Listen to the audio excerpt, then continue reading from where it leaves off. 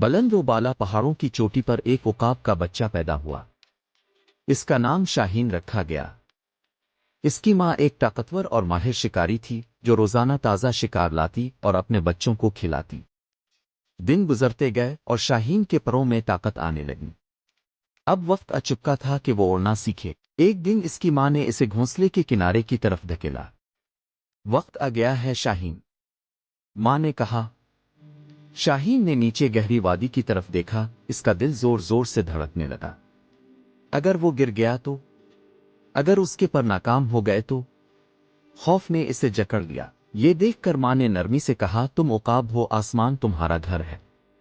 یہ کہہ کر ماں نے اپنے بڑے پروں کو پھیلایا اور ہوا میں بلند ہو گئی۔ اس کے بہن بھائی بھی ایک ایک کر کے اڑ گئے، لیکن شاہین اب بھی گھونسلے میں کھڑا رہا۔ آخرکار اس نے ہمت جمع کی اور چھلانگ لگا دی۔ پہلے تو وہ نیچے گرنے لگا۔ خوف نے اسے گھیر لیا۔ اس نے اپنے پر زور سے پھڑپھڑائے لیکن وہ قابو نہیں پا سکا۔ وہ زمین کی طرف تیزی سے گر رہا تھا۔ پھر اسے اپنی ماں کے الفاظ یاد آئے۔ اس نے مزاحمت کرنا چھوڑ دی اور اپنے پر پوری طرح پھیلا دیے۔ اور تب ایک حیرت انگیز بات ہوئی۔ ہوا نے اسے تھام لیا۔ وہ گرنے کے بجائے اوپر اٹھنے لگا۔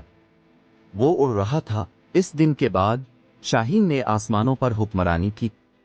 وہ ایک طاقتور عقاب بن گیا جو ہمیشہ آزادی سے پرواز کرتا اور اپنے مقدر کو بلند رکھتا۔ اگر آپ کو ویڈیو پسند آئی ہے تو ویڈیو کو لائک شیئر کرنا مت بھولیے۔ شکریہ۔